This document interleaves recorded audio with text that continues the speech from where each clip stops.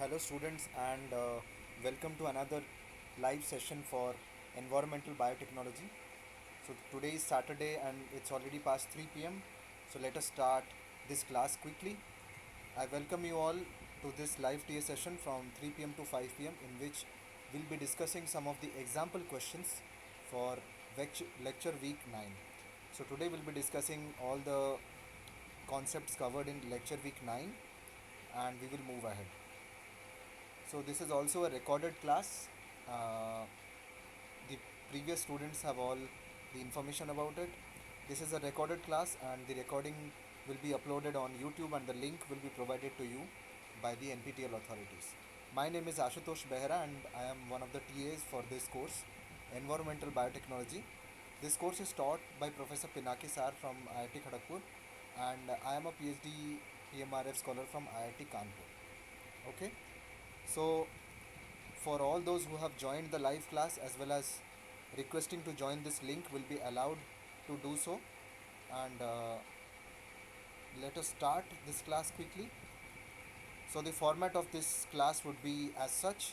I have prepared 10 multiple choice questions corresponding to all the lectures in lecture week 9, which deals with bioremediation, as we were just learning in the previous lecture week.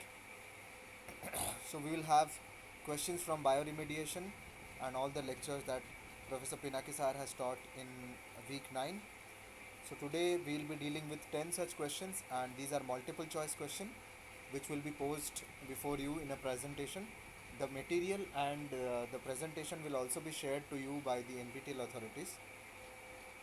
So I encourage everyone to be participative in the class, but general instruction for everyone in the live class to please switch off your mic and video chat during this session. For smooth conduction of this session, let me be the only person speaking and you can answer and reply and talk to me through the chat box or the comment box in the YouTube section. Okay, so let me present my screen and then we can begin the class.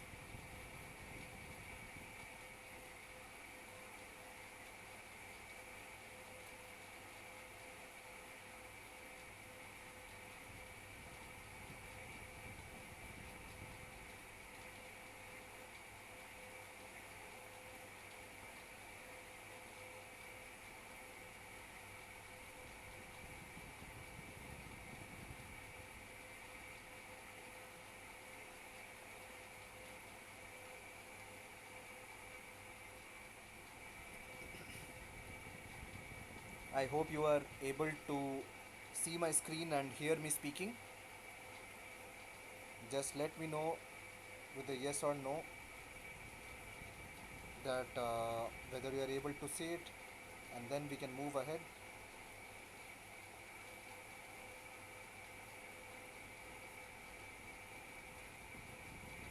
Okay, let's move ahead with the class and the presentation.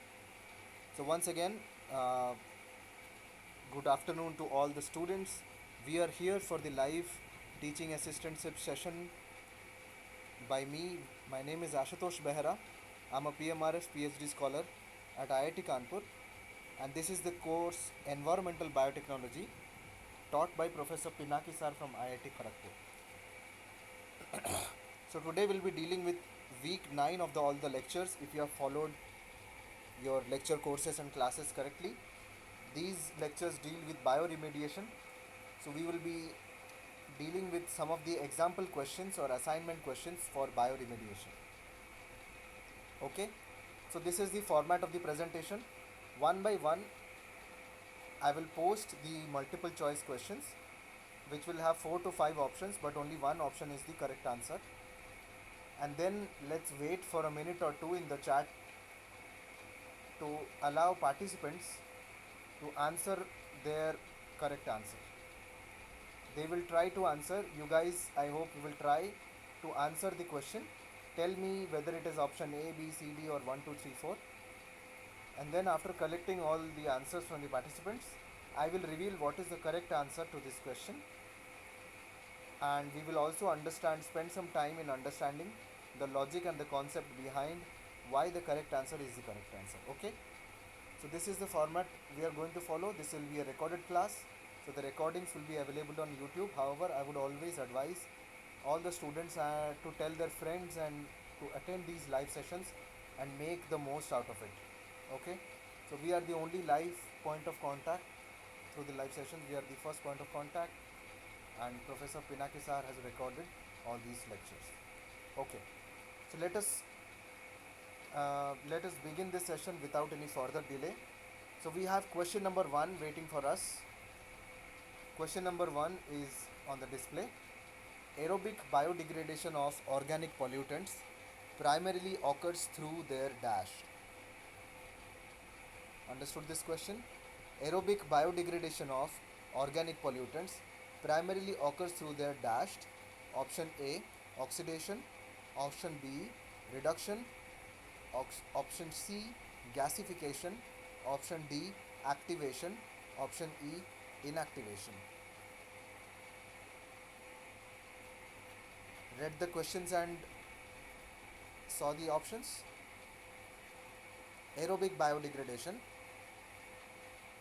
is primarily processed through oxidation, reduction, gasification, activation, or inactivation.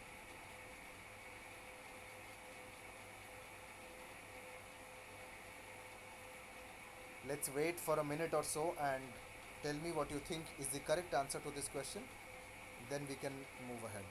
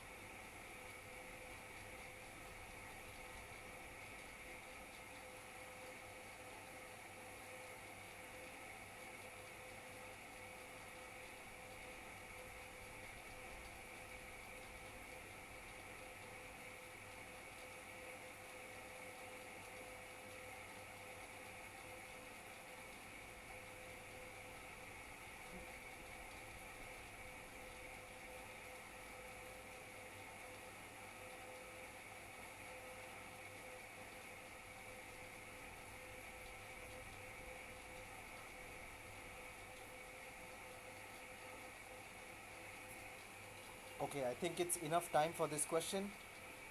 Let me check the comment box for some answers.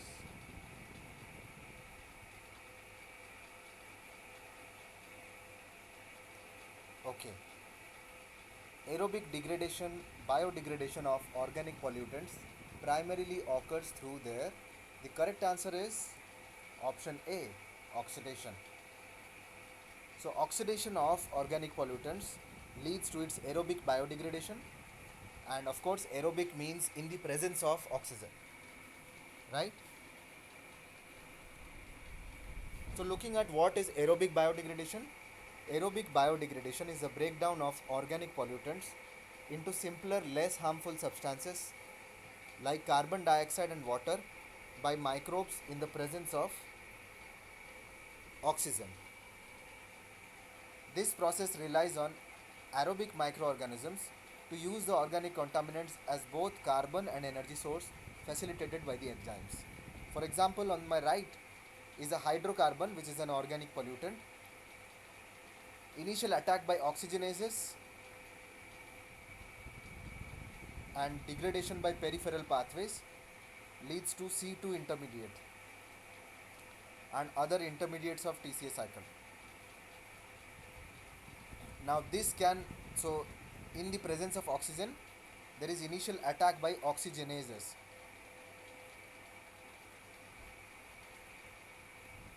Oxygenases are enzyme which function in the presence of oxygen, right? And then degradation by peripheral pathways. The hydrocarbon the hydrocarbon is attacked by oxygenases in the presence of oxygen, which will add oxygen onto the hydrocarbon. Then this will be acted upon by other peripheral pathways, leading to breakdown of the long chain hydrocarbon into two carbon intermediates, which can now enter as the intermediate of TCA cycle, which can be used up in the biosynthesis of cell biomass and growth, or can also be used up for respiration, again consuming oxygen to produce water, or just be released as CO2. So such microbes facilitate the using up of these organic pollutants due to presence of specific enzymes, and also using the pollutant hydrocarbon as both carbon and energy source. Common example includes degradation of petroleum hydrocarbons, fuel oxygenates, and certain persistent organic pollutants like benzene, toluene, ethyl benzene, and xylene. So these are some of the hydrocarbons and other benzene pollutants. The effectiveness of aerobic biodegradation depends on factors such as availability of the oxygen, presence of other nutrients, and specific microbial communities involved. So as far this is also true, aerobic biodegradation can only happen in the presence of oxygen, and also certain aerobic microbial species which can use the hydrocarbon as the glucose and the energy source. So aerobic biodegradation means the breakdown of organic pollutants by microbes in the presence of oxygen, and oxygen serves as the electron acceptor, and thereby the pollutants is oxidized into simpler products like the hydrocarbon is broken down into CO2 and H2O, or used as an intermediate in the TCA cycle for production of biomass. For example, this is a long chain hydrocarbon CXHYOZ in the presence of oxygen can be converted into molecules of carbon dioxide, water, and biomass. Therefore, the primary mechanism is oxidation and not reduction, which occurs in anaerobic condition. So in the presence of oxygen, there will be aerobic biodegradation, which is carried out by oxidation of hydrocarbons or the organic pollutants. Thereby the answer would be oxidation to this first question. I hope it is clear to the students.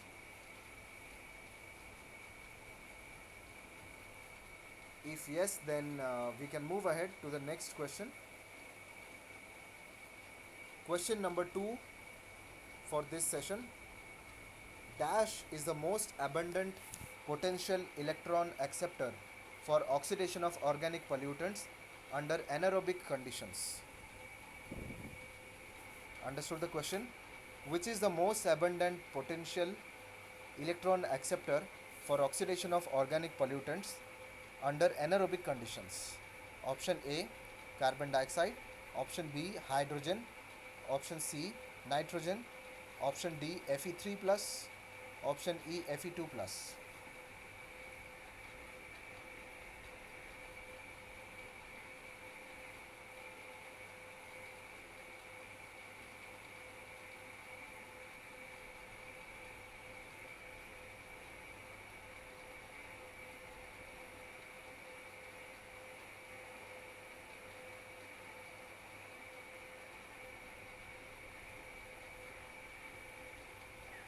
Let's take some time and allow the students to post their answers in the chat box, and then we will will discuss this question.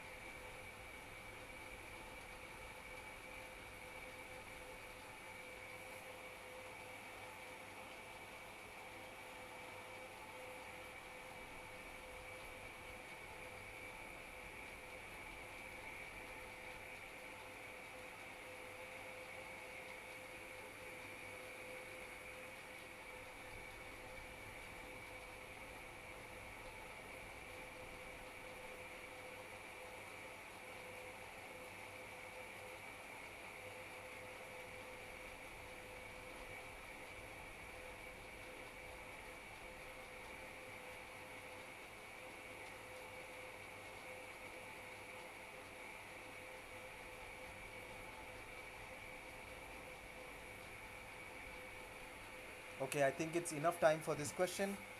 Let us check the comments for the answers. Ashwini has answered D, Fe3 plus.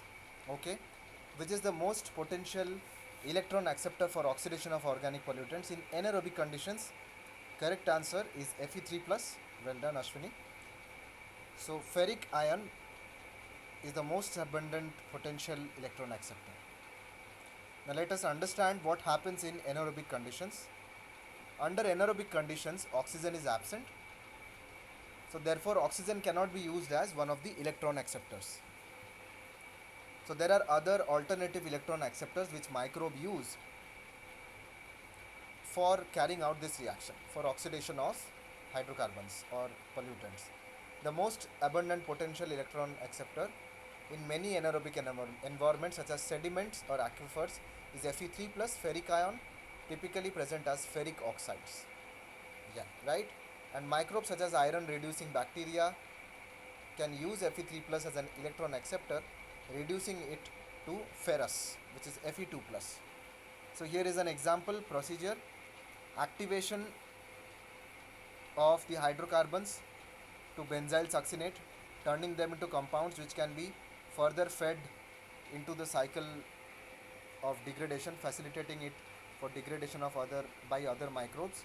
Benzyl succinate or alkyl succinate then converts to fatty acids by fermentation.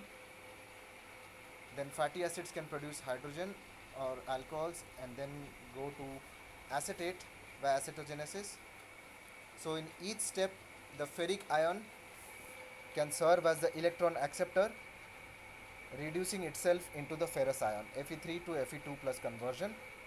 And all these steps are mentioned here in the total cycle of oxidation of hydrocarbons or breakdown of hydrocarbons.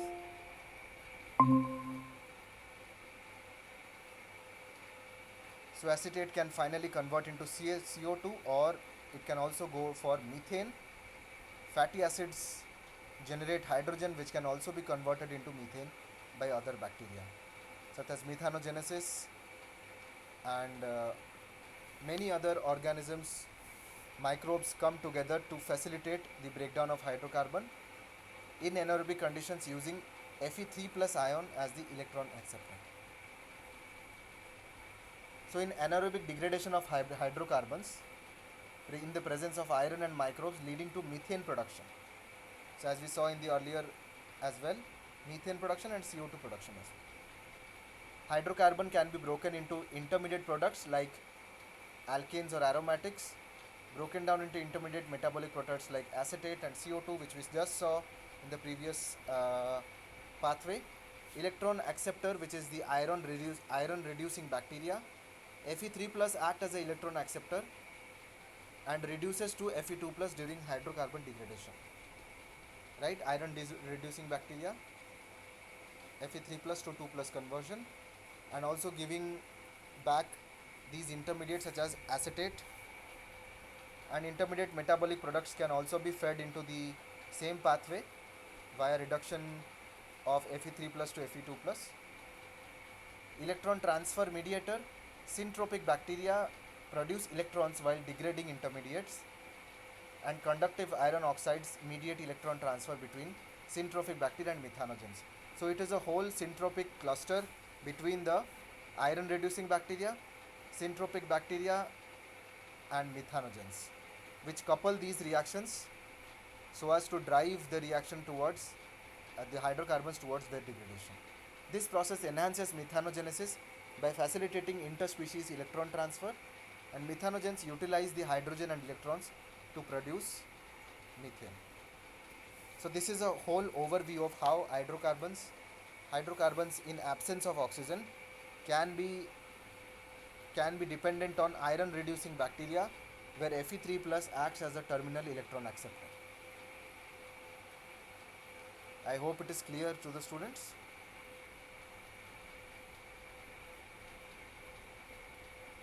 If yes, then we can move ahead with the next question.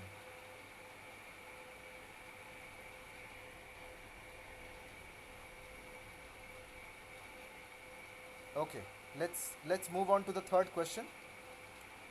Question number 3. Uranium bioremediation involves its dash. Uranium bioremediation involves its option A, utilization as an energy source. Option B, utilization as an electron source. Option C, utilization as an electron sink. Option D, methylation. Option E, acetylation.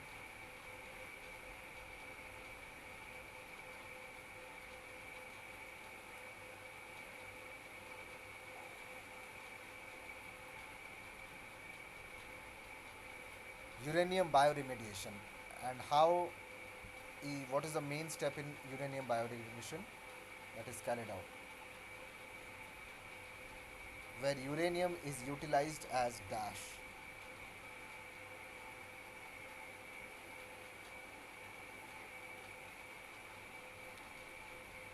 Let us take some time and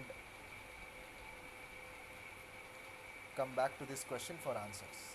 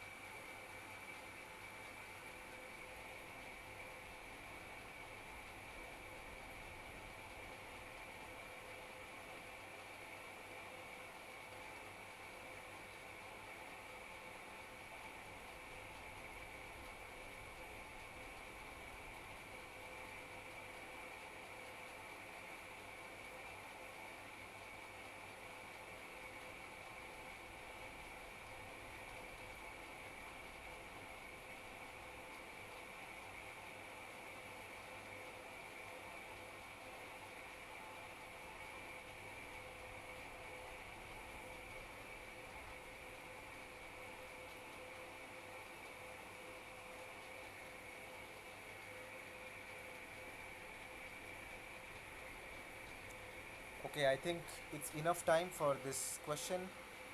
Let us find out what is the correct answer. Uranium bioremediation involves its. Okay, let us check the comment box for answers. Ashwini has answered option C. So, uranium bioremediation involves its utilization as an electron sink. So, option C is the correct answer. So, Ashwini is correct. Utilization of uranium as an electron sink is the key to uranium bioremediation. Okay, let us understand all the ways in which uranium can be decontaminated or bioremediation of uranium is carried out. So, uranium bioremediation, in where uranium 6 is contaminated in the groundwater, commonly existing as uranium 6 plus. Okay, uranyl ion, which is soluble and mobile, therefore creating much havoc and contamination. What is the bioremediation goal? To reduce the uranium 6 to uranium 4, as uranium dioxide is insoluble and cannot be moving or mobile through the water or through the sediments, which precipitates and becomes immobilized, as I just said. So the electron sink in this process is uranium 6, which will accept 2 electrons to form uranium 4, and which then can be in compound with oxygen to form uranium dioxide. Microbes transfer electron from an electron donor like acetate, lactate or hydrogen, which are the electron donors, to the uranium 6, which gets reduced to uranium 4, acting as the terminal electron acceptor or the sink of the electrons. For example, this microbe, Geobacter sulfur reducens, this is a well studied dissimilatory metal reducing bacterium, coupling the oxidation of organic substrates like acetate to the reduction of uranium 4. Like acetate plus uranium 6 gives carbon dioxide plus uranium 4 as uranium dioxide precipitate. The electrons from the acetate oxidation are transferred through bacterial electron transport chain, and outer membrane C-type cytochromes help transfer the electrons to uranium 6 isotopes, resulting uranium 4 precipitation as uraninite, immobilizing the uranium. So this is one of the important methods in which uranium bioremediation is carried out. So here is an example of a bacterial cell, Geobacter sulfur reducens, which has many ways of doing uranium bioremediation. Firstly, direct enzymatic reduction of uranium 6 to 4. Microbes use uranium 6 as terminal electron acceptor, reducing it enzymatically to insoluble U4, which we just saw in the early example. So what is the result of such a process? U4 precipitates as uraninite, immobilizing uranium in sediments. Example is Geobacter sulfur reducens, Shevanella, onidensis and desulfovibrio. Now indirect reduction via Fe3 or sulfate reduction. Microbes reduce Fe3 to Fe2 or SO4 to H2S. The produced Fe2 or sulfides chemically reduce uranium 6 to uranium 4 abiotically. So there is involvement of another microbe, which is an iron or a sulfur reducing bacteria, where the oxidized product, the ferrous or the hydrogen sulfide formed, can act as a reducing agent, reducing the uranium 6 to uranium 4. This is an indirect pathway but still microbially driven. Example, desulfovibrio desulfuricans reduces sulfate, forming sulfides that precipitate uranium 6. So there can be direct reduction of uranium via electron transport chain of the bacterial cell wall. There can be indirect reduction using iron or sulfur reducing bacteria, bioaccumulation of uranium 6 or bioprecipitation of uranium 6 in the form of UO2, or biosorption on the surface of the bacterial cell. All these methods can aid in uranium bioremediation. I hope it is clear to the students that uranium is the terminal electron acceptor in uranium bioremediation, and it gets reduced from uranium 6 to uranium 4.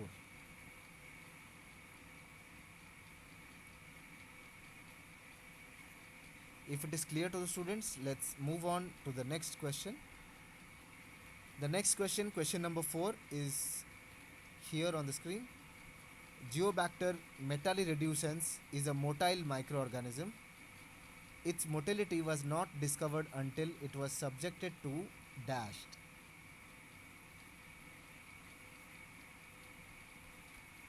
This is another metal reducing bacteria. Geobacter metallireducens is a motile organism. Its motility was not discovered until it was subjected to dashed. Option A, pure culture isolation.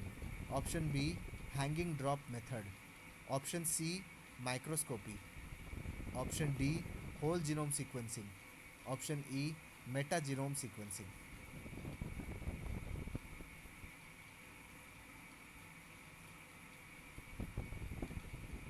Tell me what you think is the correct answer to this question in the chat box or in the comment box. I will be checking it regularly.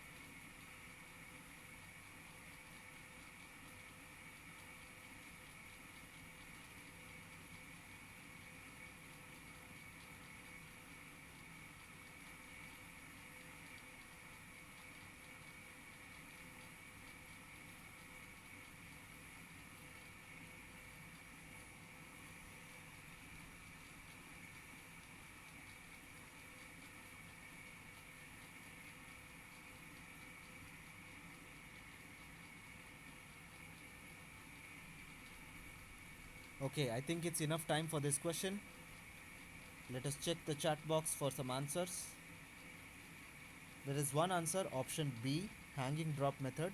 Okay. Geobacter metallireducens is a motile microorganism. Its motility was not discovered until it was subjected to. Correct answer is option D, whole genome sequencing. Option D is the correct answer, Ashwini.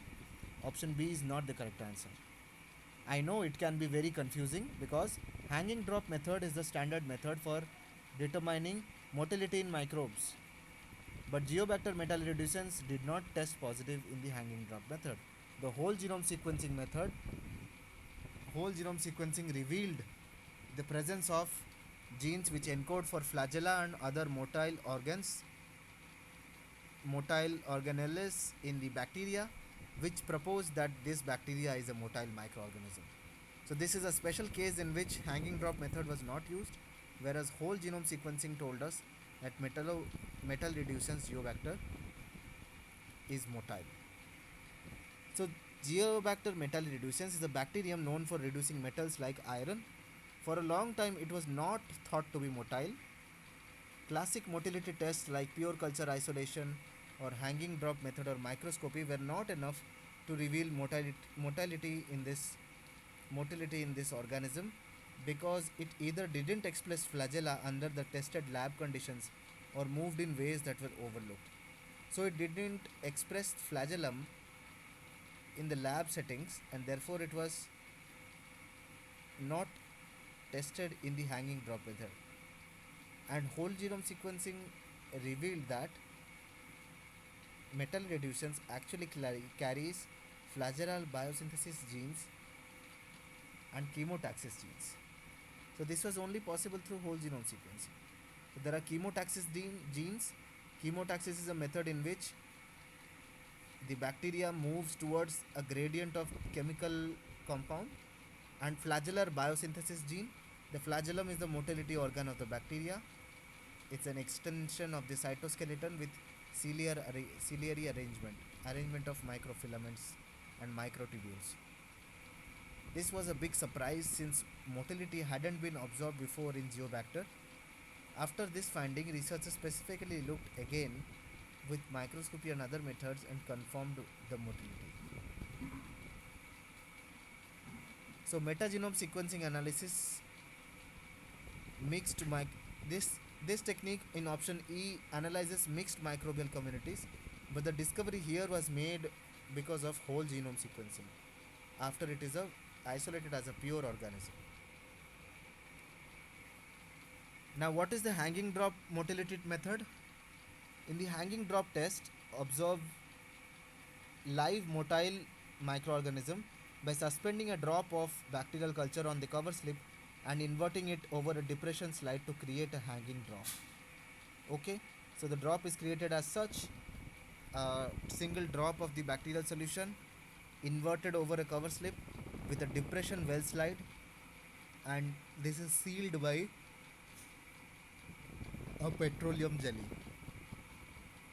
So when you examine this drop under the microscope, you can look for signs of true motility, such as independent movement in a specific direction versus random Brownian motion. So here are non-motile cocci in chains, and this is a directionality motion of the motile bacillus when you look at the edge of the drop. This method provides quick information about bacterium's motility, morphology, and behavior in a neutral, unstained environment.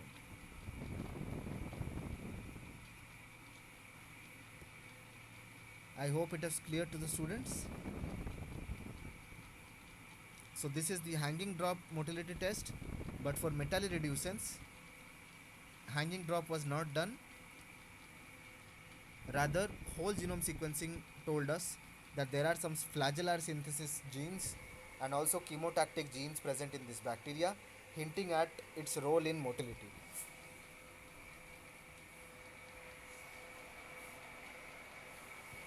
Because in lab grown conditions, the flagella of this bacteria was not expressed, thereby hanging drop method actually didn't reveal the motility of this organism.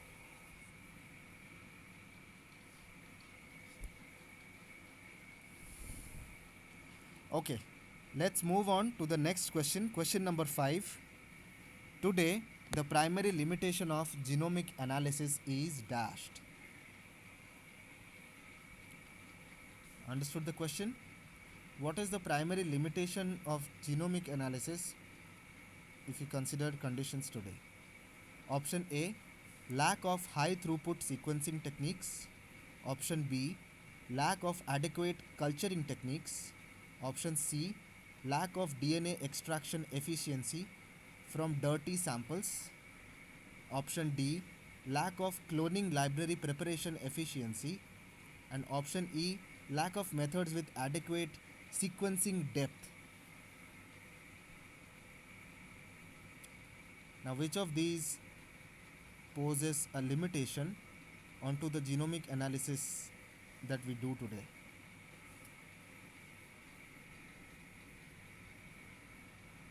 Take some time to think about the options and let me know your correct answer in the chat box.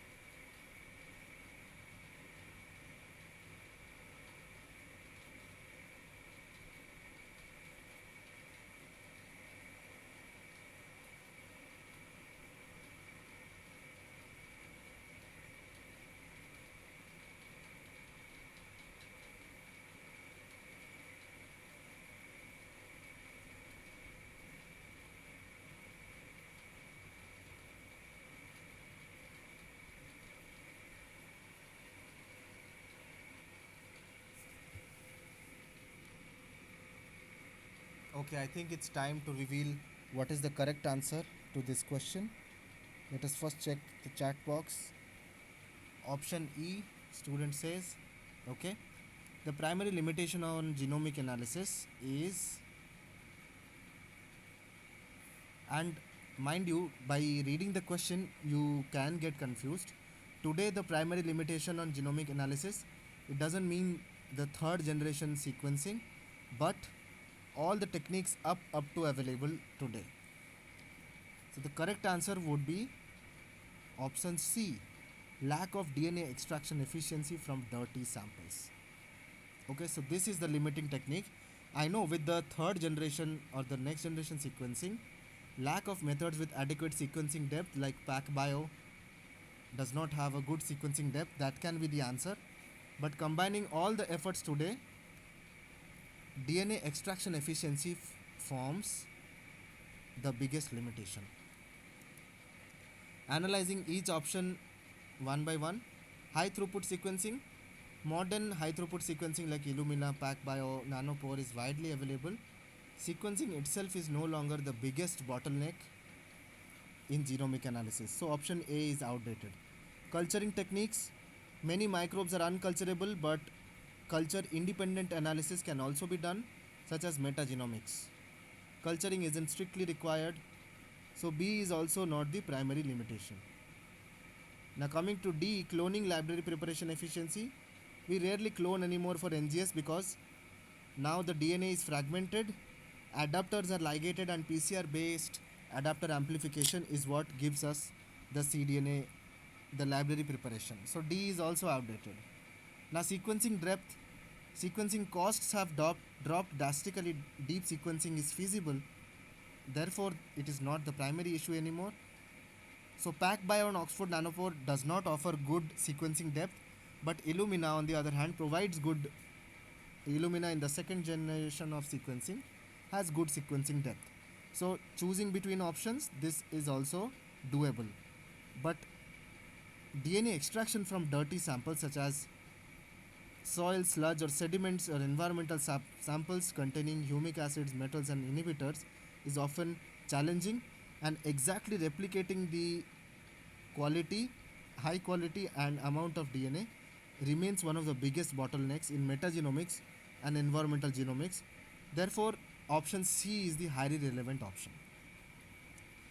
And with the advent of next generation sequencing, which we also call the third generation or fourth generation sequencing era. So pre-sequencing era was Sanger's chain termination sequencing and invention of PCR by Carey Mullis. Then the first generation of sequencing, human genome was sequenced, and the sequencing was based on Sanger's chain termination method only. Illumina and Solexa bridge amplification sequencer came in the second generation, while Pacific Bio, Pac Biosciences and Illumina HiSec came in the third generation. And there are and Oxford Nanopore technology. Other new sequencing emerging in today's world is ProMethION and Sequel2 and Illumina ISEC. So therefore, with all these advanced sequencing techniques, we can have good sequencing depth. Since the money is not the problem right now, Illumina can be used for good sequencing depth if the sequencing depth is not adequate in the next gen sequencers.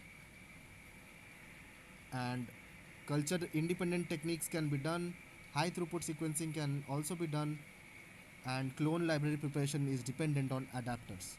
So isolating or extracting DNA from contaminated samples or from environmental samples to the highest quality and maintaining accuracy is what is the bottleneck of interest, or the biggest bottleneck today in genomic analysis. I hope you're clear. I hope this is clear to the students. Sequencing depth can be achieved, high throughput can be achieved, as well as it is no longer cloning dependent for library preparation. If this is clear, let's move on to the next question. Question number 6. Which of the following contaminants act as electron donor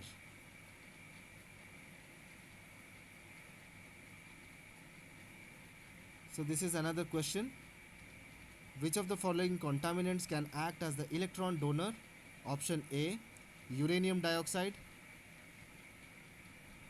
Option B, sulfate. Option C, chlorinated hydrocarbons. Option D, benzene. And option E, trinitrotoluene or TNT.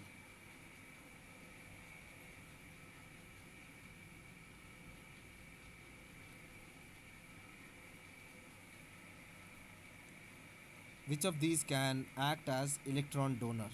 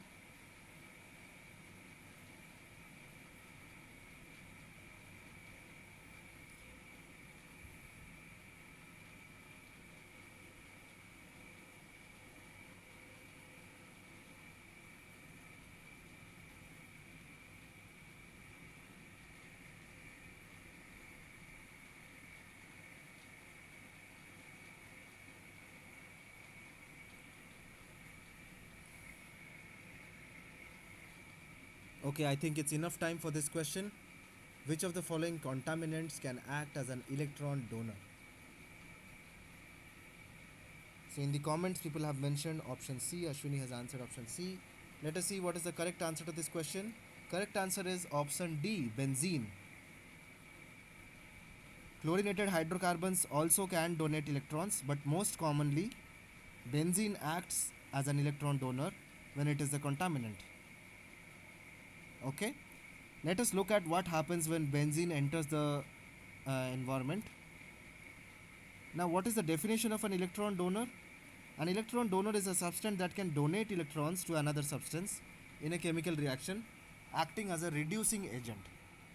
Now, what makes a good electron donor? Let us evaluate every option. Uranium dioxide, UO2, is generally an oxidized form of the uranium and is more likely to act as electron acceptor rather than a donor under typical conditions. So these cannot donate electron. Sulfate is also a highly oxidized species and typically acts as electron acceptor in the microbial or chemical reduction process, not a donor. Now, chlorinated hydrocarbons, these compounds contain carbon and hydrogen with chlorine atoms, where CCl bonds pull electron density away from the carbon. This makes carbon atoms more oxidized and electron poor. So understood?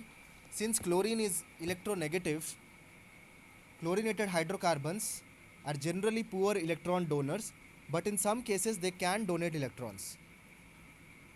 If it was just hydrocarbon, then it could have been an excellent source of electrons. Now, benzene is an aromatic hydrocarbon that can be oxidized or degraded by microorganisms, releasing electrons and thus acting as an electron donor. So this is why benzene is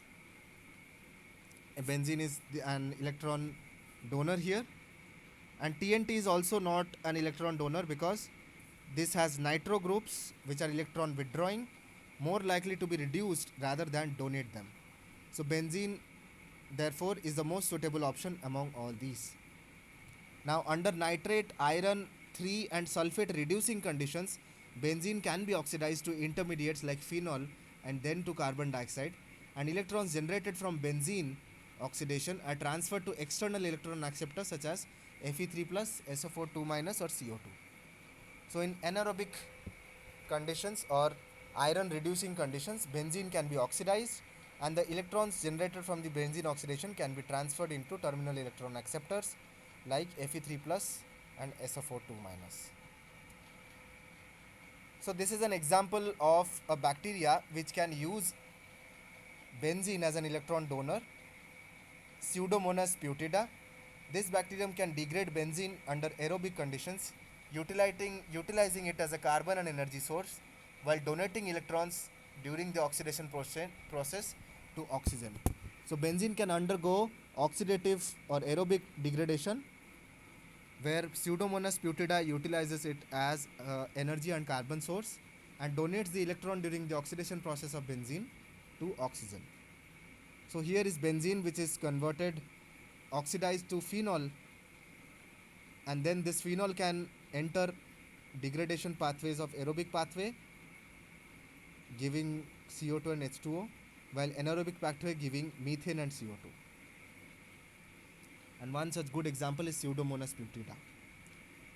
Chlorinated hydrocarbons could have been a good electron choice, but is second best to the benzene. Benzene is the top choice, then comes chlorinated hydrocarbons, and then comes nitrotoluene and other groups. Is it clear to the students? If yes, if it's what you understood correctly, then I will move on to the next question. Quickly moving on to the next question. Question number 7. The fundamental requirements of bacterial metabolism do not include dashed. Okay, it's a basic question. Fundamental requirement of bacterial metabolism do not include dashed. Option A, carbon source. Option B, energy source. Option C, oxygen source. Option D, electron source. And option E, electron sink. Which of the following is not one of the fundamental requirements of bacterial metabolism? You have to read the question carefully to tell me what is the correct answer. One of the fundamental requirements of bacterial metabolism. If this is not there, then there won't be any bacterial metabolism.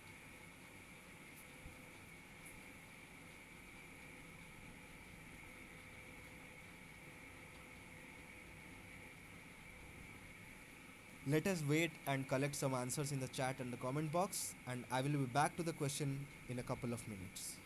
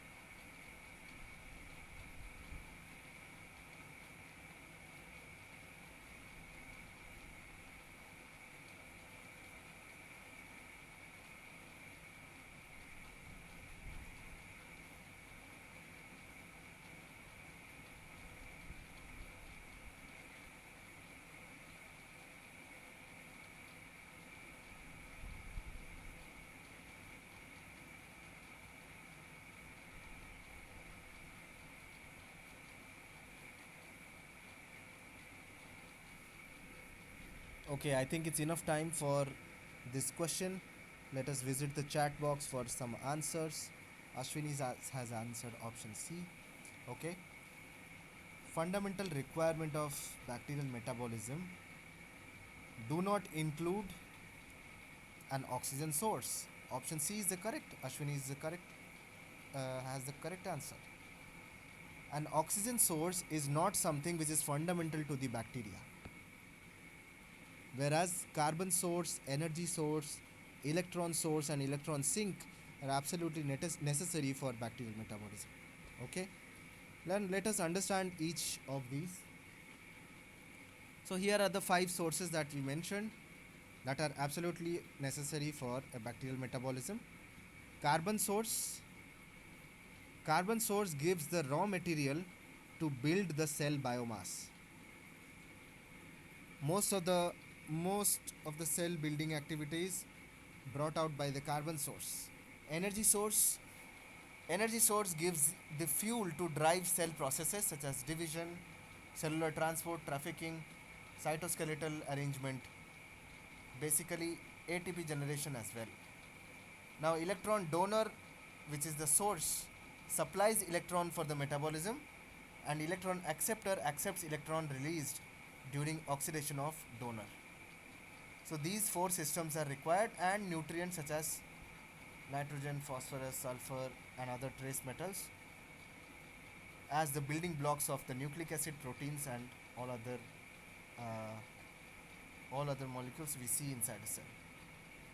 An example of a carbon source is carbon dioxide, which is the carbon source for autotrophs, glucose, which is the carbon source for heterotrophs, acetate, etc. for fermenters.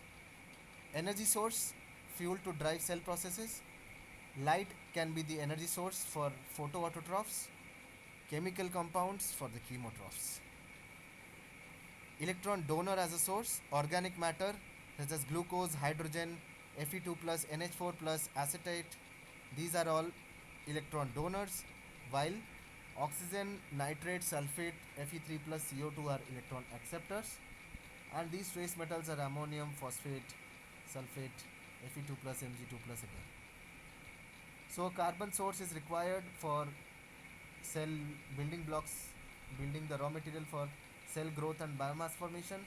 Energy source, the fuel of the cell. Electron donor, supplying electrons for metabolism, and acceptor, accepting the electrons released by the donor. Oxygen is not one of the fundamental for metabolic requirements of the bacteria, because many bacteria live in oxygen free environments known as anaerobic bacteria. Oxygen is only one possible electron acceptor, not an essential nutrient. So oxygen is not a nutrient, rather acts as a terminal electron acceptor. Now we have bacteria which can have other terminal electron acceptors like Fe3 plus, SO4 2 minus, phosphate, sulfur reducing bacteria, iron reducing bacteria, and these are mostly anaerobic. Life originated before an oxygenated atmosphere, yes, mind you, and microbes evolved with alternative electron acceptors. Okay, and oxygen is optional depending on the microbe's metabolism, such as only facultative aerobes and obligate anaerobes. Sorry, facultative aerobes and obligate aerobes do have facultative anaerobe and obligative aerobes do have a requirement of oxygen as a terminal electron acceptor. Anaerobic bacteria, on the other hand, are bacteria that can live in the absence of molecular oxygen, such as Clostridium botulinum, which causes botulism or food poisoning, is an obligate anaerobic bacteria. So when bacterial evolution began, it began in an anoxic environment or anaerobic environment without the requirement of oxygen. Thereby, oxygen is not one of the fundamentals in bacterial metabolism. I hope it is clear to the students with this argument.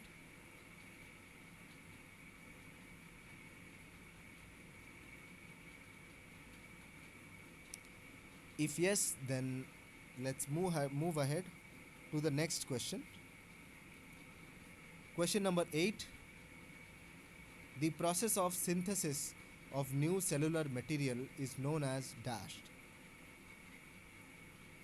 Read the question carefully. The process of synthesis of new cellular material is known as dashed, anabolism, catabolism, metabolism, embolism, or holism.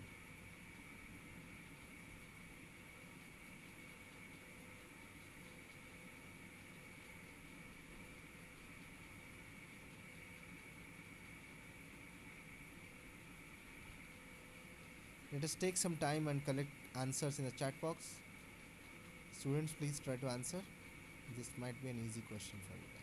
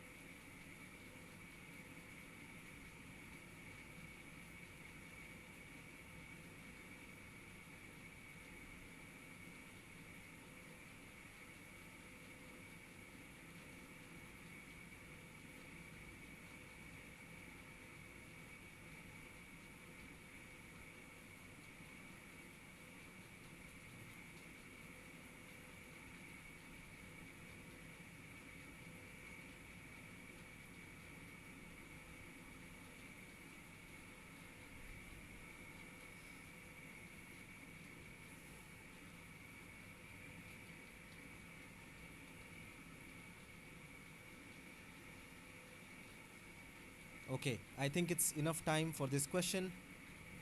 Let us come back to this question for answers. In the chat box, Ashwini has answered option A. The process of synthesis of new cellular material is known as anabolism. Correct, Ashwini. Anabolism is a process of synthesizing complex materials from simpler molecules. A comparison between catabolism and anabolism, two basic procedures which span the whole metabolism. Catabolism is the breakdown of large complex molecule into its finer subunits, releasing energy. And anabolism, on the other hand, is the uptake of energy leading to formation of a complex molecule from its simpler counterparts. Breakdown of a large molecule is catabolism, which releases energy, and synthesis of a large molecule with the uptake of energy is anabolism. So anabolism, the set of biosynthetic reactions in a cell, biosynthetic or building reactions in a cell, small precursor molecules are assembled into larger or more complex macromolecules. And this also requires energy in the form of ATP, GTP, and reducing power such as NADPH. This is opposite of catabolism, which is breaking down molecules to release energy. And anabolism in the context of a microbe, catabolism first, microbe takes in nutrients such as glucose, acetate, ammonia, breaks them down to produce energy and reducing equivalents NADH and NADPH. Good. And anabolism uses these resources, energy plus reducing power plus precursors, to give rise to cellular building blocks such as this. This is molecule of ATP. Anabolism builds complex compounds from simpler ones. They require an input of energy and to proceed, while catabolism is the breakdown of complex molecules to release energy. Very simple but important concept between the to understand the whole metabolism in any level, in a microbe level, in a tissue level, in a gene level, or in an organismic level. I hope this was easy to understand for the students. If yes, let's move ahead to the ninth question. Dash compounds resist biodegradation in most environments. Which compounds resist biodegradation in most environments? Option A, persistent. Option B, recalcitrant. Option C, xenobiotic. Option D, antibiotic. Option E, abiotic.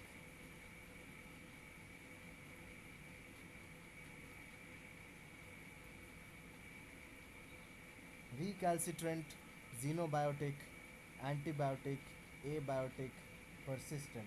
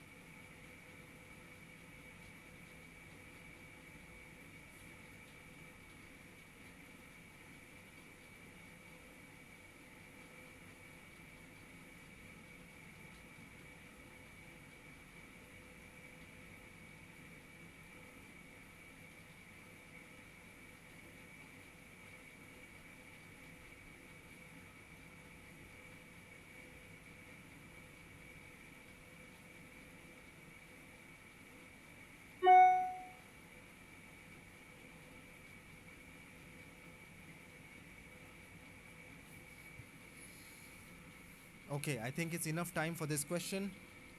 Coming back to the comment section to check some answers. Dash compounds resist biodegradation in most environments. Okay, Ashwini has answered option C, xenobiotic also. Let us check what is the correct answer. Option B is the correct answer. Recalcitrant compounds. Recalcitrant compounds resist biodegradation in most environments. Not xenobiotic, I'm sorry Ashwini, but option B is the correct answer. Now let us understand the difference between what is a recalcitrant and what is a xenobiotic. Now recalcitrant organic pollutant refers to the compounds that are resistant to biodegradation, meaning most microorganisms in natural environments cannot easily break them down. Those compounds persist for a long time in soil, water, or sediments, making them environmental pollutants, such as phenolic compounds, pharmaceuticals, agrochemicals, dyes, and surfactants. These are all examples of recalcitrant organic pollution which do not have any kind of microbe degrading them naturally. The recalcitrant compound resists microbial attack due to complex chemical structure, halogenation, or toxicity. They often accumulate in the environment. So the main reason for why such recalcitrant compound exists because of their complex structure and halogenation as well. Such as examples, polychlorinated biphenyls, PCBs, highly chlorinated aromatic compounds used in transformers and capacitors, very resistant to microbial degradation. Polycyclic aromatic compounds consisting of many rings, such as benzopyrene, formed from incomplete combustion of fossil fuels. Dioxins, byproduct of industrial processes like, and DDT, which are chlorinated pesticides. Glucose or ethanol, quickly metabolized by compounds, not recalcitrant.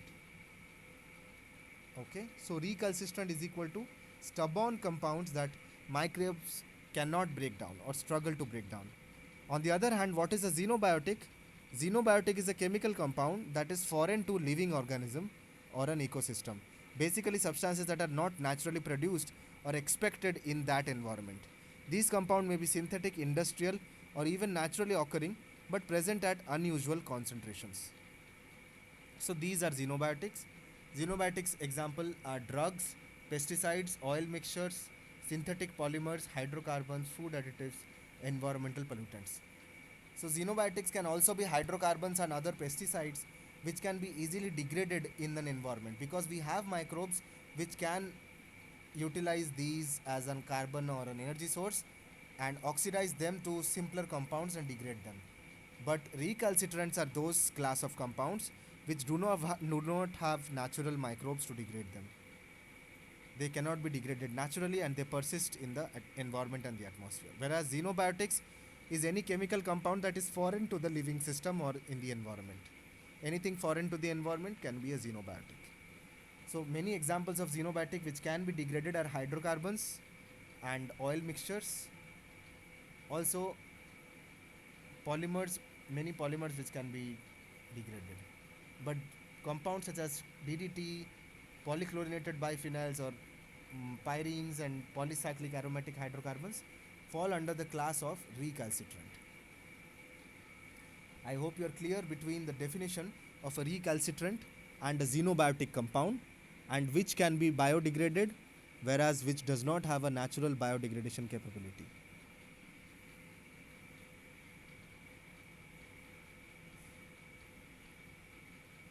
If it is clear, then let's move on to the last question of this session. Question number 10. This is a two-step question. Mercury is a toxic metal. When present in a free state, it cannot easily penetrate the cell membranes. However, some bacteria methylate it to CH3Hg or methylated mercury derivatives, which can penetrate cells more easily and cause more damage. Such a process falls under dash. Option A, bioremediation. Option B, biostimulation. Option C, bioaugmentation. Option D, activation. Option E, mineralization.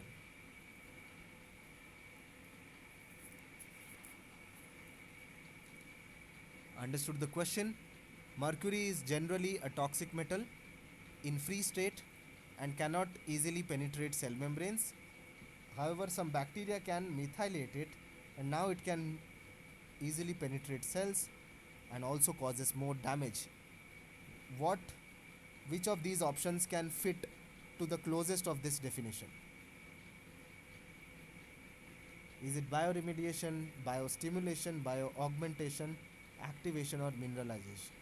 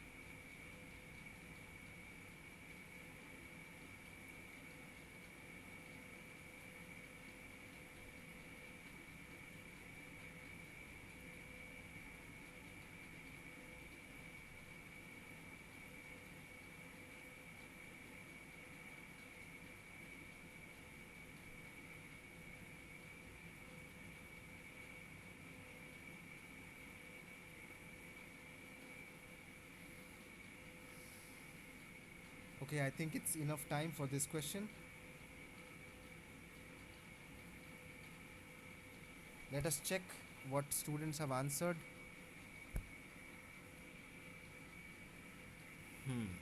Okay, Ashwini has answered option B, biostimulation. So, let me tell you, in fact, none of these options actually fit into the description, but I have tried my opinion or logic on this answer. So, I think option B, biostimulation, can also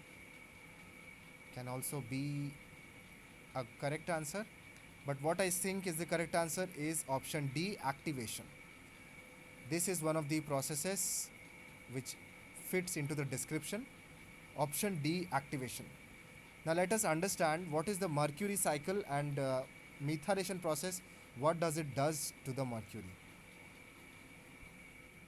So mercury exists as Hg2 plus or can undergo sulfidation reaction to form HgS mercury sulfide, and by sulfur reducing bacteria be turned into methyl Hg plus.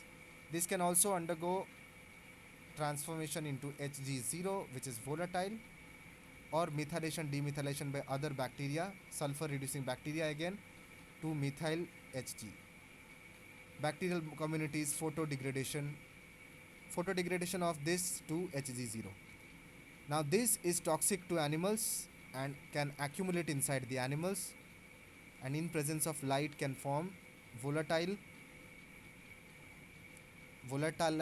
volatile compound CS3 whole 2 Hg plus, so which will not accumulate, but CS3 Hg plus is what accumulates inside the animal process. Therefore methyl mercury is very toxic, and when bacteria, often anaerobic bacteria like sulfate reducing bacteria or iron reducing bacteria, add a methyl group to inorganic mercury, it forms methyl mercury. Methyl mercury is more toxic than inorganic mercury because it crosses biological membranes more easily. It bioaccumulates and biomagnifies in the food chain. Okay, so this is what it happens. Now this can be activation, because activation says that a product which is undergoing degradation is activated by a certain bacteria to an intermediate which can then be facilitated for degradation, which can in this process be the volatile form of the mercury, methylated mercury, which does not accumulate and which can diffuse into the atmosphere.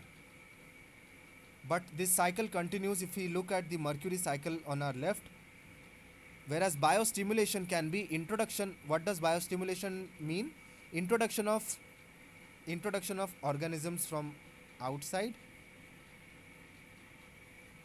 So that is bioaugmentation. Biostimulation would be producing any products which can stimulate the degradation of a certain product, which is in this case mercury.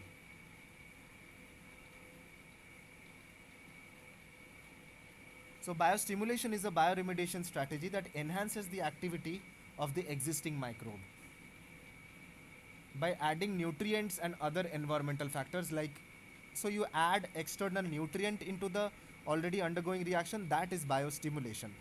But I don't think this will fit into this, because here it shows active methylation of mercury. Now this is not a nutrient which can facilitate in mercury degradation, rather it can cause more toxicity and damage. So biostimulation will not be correct. Bioaugmentation can be a method, because sulfate reducing bacteria when added onto mercuric environments can reduce can methylate the mercury. But what I think is the appropriate answer is the activation of mercury into methyl Hg plus, so that it can convert into volatile dimethylated mercury.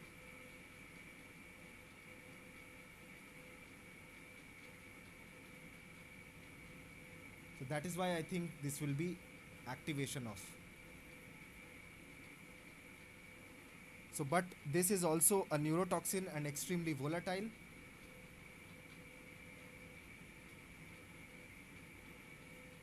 So thus facilitating the removal of mercury from the environment by biosorption or volatilization of the process. So thereby we can attribute closely the methylation of mercury to activation. So this is the activation, so this is the mercury cycle that we are seeing here. Diffusion and transport, wet deposition of mercury into the water, photodemethylation or photomethylation into methyl mercury, which can bioaccumulate into organisms. But this methyl mercury can also undergo photodemethylation by other bacteria back to Hg2 plus and be converted into volatile Hg0, which is diffused later into the atmosphere, which can be assimilated into the plants by litter fall and addition of mercury into the soil, or in the wet deposition in the form of ions. So I think the closest correct answer to this would be activation of mercury into methyl mercury, which can then be eliminated from the system by converting into volatile dimethyl mercury form. But it will not be biostimulation, Ashwini, because in biostimulation we add some external nutrient to enhance the degradation of a already present compound. I hope you agree with me on this and it is clear to you. Correct answer would be activation.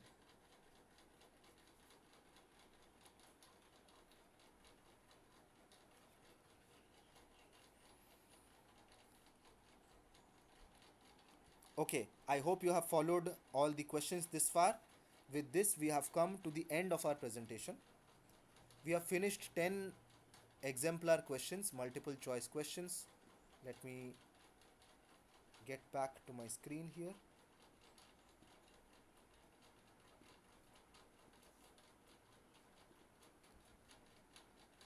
Yeah. So here we have finished 10 example questions from the bioremediation weekly module, lecture 9, lecture week 9, and we saw how all these concepts are interlinked, and I hope you have been able to follow the class. You enjoyed this class. If you have any suggestions for me or the way this class is conducted, you are feel free to do so. If you have any questions or doubt, you can post it in the chat box for me to answer, or else I will end this class and we will meet next Saturday discussing about lecture week 10. So I'll have 10 such questions prepared for multiple choice questions, example questions from lecture week 10, and I hope all the students attend this, as well as it should also benefit the ones that are watching this as a recorded video on YouTube. Okay, so with that much of a we have finished the lecture week 9. I will urge everyone to read yourselves because the finals will be coming soon, and the last class of this session would be when we finish lecture week 12, and if there is a request for an additional class, I would be happy to do that as well. So ask your doubts, participate in the class, and urge your friends to join this live class. And thank you for joining. Thank you, Ashwini. I will end this call right now.